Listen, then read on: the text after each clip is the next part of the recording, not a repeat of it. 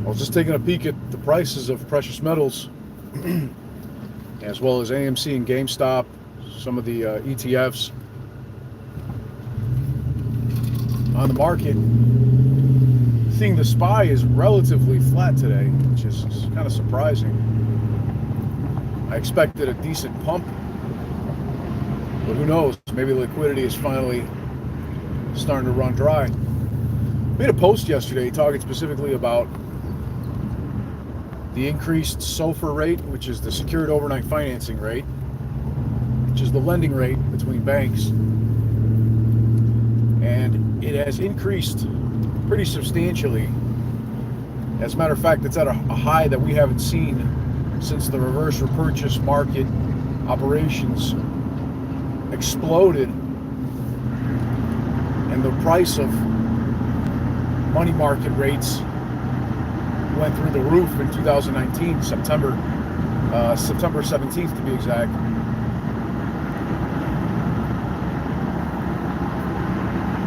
I'm surprised more people don't know about that, but it seems that when you're talking about the repo program and the reverse repo program, many have no idea that the bond market, and as a byproduct, equities markets, were at severe risk of implosion on September 17th of 2019. And many, including myself, speculate that in order to justify the $75 billion in liquidity injections that occurred that week by the Federal Reserve, as well as the trillions of dollars that were printed by the United States government in the coming months, were directly related to the crash of the repo operations program and the implosion of the money market rates, which caused the Federal Reserve to step in. And I zoomed in like crazy. There we go. That's a little better. But I still believe, and all the evidence points to the fact that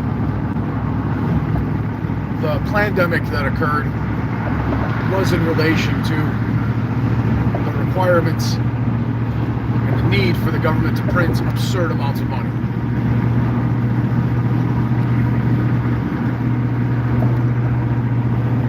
And well, the fact is that without doing so, the bond and stock market, as well as our economy, would have likely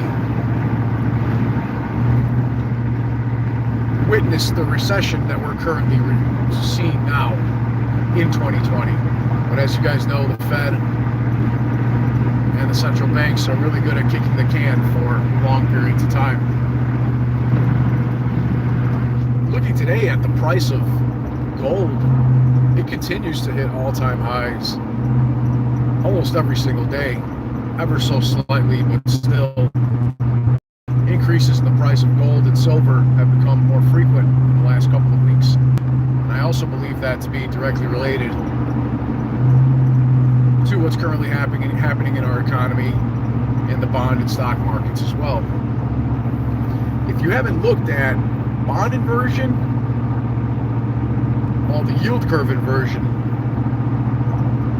of bonds right now is so extreme that you'll get a better return on your investment for investing in a 1-month bond opposed to a 30-month U.S. Treasury bond. Now that's astronomical. That just shows you the lack of confidence by the banks and the financial sector in our economy, because they truly understand just how dire the situation is. It also shows that they may be expecting a further rate increase, or at the very least, 0 rate cuts this year. So I think when you factor in together all of these, it becomes plainly clear why a flee into precious metals is likely going to turn out much differently than it did in past market crash situations. In the past, when the cryptocurrency and stock and bond markets have taken a downturn, precious metals at first follows them downwards a little bit, quite significantly, maybe not to such an exaggerated extent. and then bounces back up. But this time, something about the way that prices of gold and silver are acting right now, specifically when you take into account the amount of heavy shorting that's occurring on silver, paper silver that is, kind of makes me believe that there's something a little different about the way that silver and gold and precious metals in general are reacting to markets. And that specifically is that, to the best of my knowledge, yesterday, SLV ETF, the silver ETF, which is just paper that is used to manipulate the price of silver, reached a high of shares shorted in a single day that I have not seen before. And well, in the prior days, we were seeing 1.5 million shares short of SLV, 2 million shares, maybe 2.5 million tops. But yesterday we saw 12.5 million shares shorted of the SLV ETF. Now that's a significant chunk of change. That's a really significant number, ladies and gentlemen. 12.5 million. I zoom in just so you guys understand how bad it is. 12.5 million is a ridiculous number of shares short for the SLV ETF. And even still, the price of silver continued to go up yesterday to over $26 an ounce. And today, we have just broken $27 an ounce on silver. Regardless, as gold has continued to reach new all-time highs, now being valued over $2,300 an ounce, the price of silver should follow along right with it. That means that it's very likely that we'd see $28 to $29 in silver again very soon. Because in the past, anytime it would hit $26, with one exception, anytime the price of silver would hit $26, it would be shorted extremely heavily via SLV and futures and other contracts and be brought back down under 26. But as only has happened one time previously, it's only happened one time really, silver's above $27, and it does not appear as if it's going to be able to be manipulated downwards with great success, or with any success in the very short term. Good afternoon, Darren. Great to see you. Big Ace, Al, Stella. Appreciate you guys. Thank you, ladies and gentlemen. So 12.5 million shares, we're talking about hundreds of millions of dollars to short an ETF, silver ETF, with no success, because they literally continue to go up. The only people that have that kind of money to spend on shorting the silver ETF are governments and central banks, which in my opinion is a pretty clear indication that they're purposely trying to control and prevent an increase in the price of these precious metals. Meanwhile, China, Russia, and other BRICS countries are snatching them up at an incredibly fast rate. So gold and silver, in conjunction with the price of the Chinese renminbi, RMB, as you may know it, is continuing to increase in value. And that means that in US dollars, it must also continue to increase in value. So as they continue to buy, and central banks continue to short the price in order to try to maintain a control over it, to be able to buy more, I believe this to be one of the last few good buying opportunities in silver. And a lot of people wonder why I talk about it more than gold. Gold is fantastic, don't get me wrong. But you can't even make gold jewelry without using silver. You can't make solar panels or electric vehicle batteries or vaccines pharmaceutical drugs or alloys of various metals, even common metals, without the use of silver. The manufacturing implications of the amount of silver required to maintain our current lifestyles and our way of doing business in the world is incredibly large. And the fact that the gold to silver ratio is somewhere in the range of around 100 to 1 indicates that silver is still extremely undervalued in conjunction with the price of gold, let alone the manufacturing requirements for it.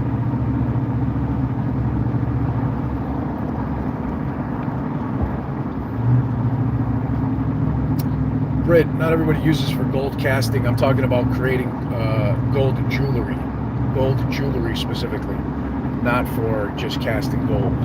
But I do understand what you're saying. Then you've got the price of meme stocks like AMC and GameStop, and if you hold these charts up one against the other, it becomes incredibly obvious that they're currently in the same trading basket. They're in many of the same exchange-traded funds. The futures and swaps have them correlated to bring both of them down.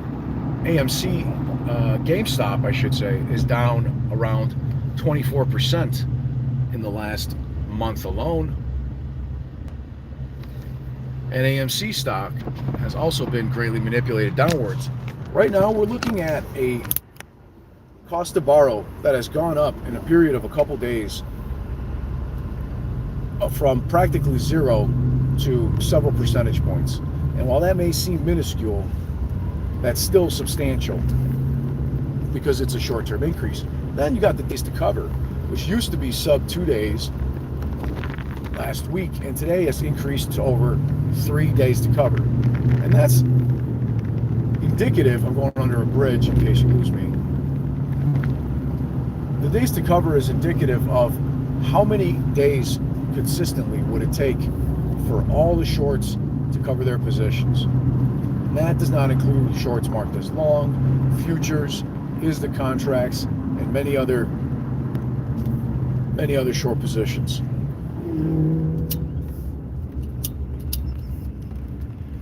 The short interest on AMC stock as well has increased to 17.6%. Yesterday it was 16.3. The day before it was 15.2. The day before that, which was the last trading day before that, which was on Friday, I believe, Thursday, excuse me, the day before Good Friday, we were looking at an AMC short interest of around 12.5%. So in a matter of 3 trading days, the short interest has gone up by tens of millions of shares and over 5% to over 17.6% today. This is huge, guys. Let's Travel Around says the Germans are just keep buying. We'll get them. English Patriot says First Majestic and Fortune and Silver going well today. Yes, the silver and gold spot prices continue to see this upward trend. And if you guys have been looking at the price of Hycroft Mining Corporation, well, that beautiful little ticker of the gold and silver miner, HYMC, is up significantly over the last couple of weeks. And in case you didn't know, Eric Sprott, the founder of Sprott Physical Silver Trust, the ETF known as PSLV, and Adam Aaron, the CEO of AMC Theaters, have invested a significant amount of money in Hycroft Mining Corporation. In fact, AMC Theaters owns 22.5% of HYMC, meaning that when the stock price of HYMC goes up, the financials and the holdings of AMC Theaters, AMC Entertainment Company, AMC Distribution as a whole is also increased. What this means is that their balance sheet for Q1 and Q2 of 2024 is going to be even stronger than simply accounting for the revenue and profits that currently exist, because the unrealized gains in the value of Hycroft Mining Corporation increases the bottom line and the value and the market capitalization as a whole of AMC stock, because they own 22.5% of HYMC. Really quite simple, right? AMC has both shares and warrants of Hycroft Mining Corporation. And their average share price is still higher than the current share price of Hycroft. But that doesn't mean that with the increase in the value of gold and silver, the increase in the investments in gold and silver miners, and even a little short squeeze action, that doesn't mean that we're not going to see even greater increases in the value of AMC, because it will be reflected on their balance sheet. So for these stocks to be as heavily shorted as they are, AMC and GameStop, even gold and silver ETFs, it's quite clear that something's got to give. And simply because market makers can move markets and set the price of securities to where they want them to be 98, 99% of the time, doesn't mean that that's going to happen forever. Because if that was always the case, markets would just go up. They would never have crashed. We would never have a flash crash or a recession crash or a great financial crisis or a dot-com bubble. You get the idea. Eventually things go wrong. Markets collapse. Gold and silver become safe havens. Meme stocks and heavily shorted stocks, equities, ETFs, and indices such as the volatility index, the UVXY, SLV, PSLV, GLD, Volkswagen, AMC, GameStop, etc., etc. They have true and real price discovery, in which shorts have to close, or at the very least cover their positions. Because I think a lot of people realize that the real percentage of short interest, when you take into account futures contracts and ISDA contracts that are not reflected, as well as the fact that shorts are often marked as long,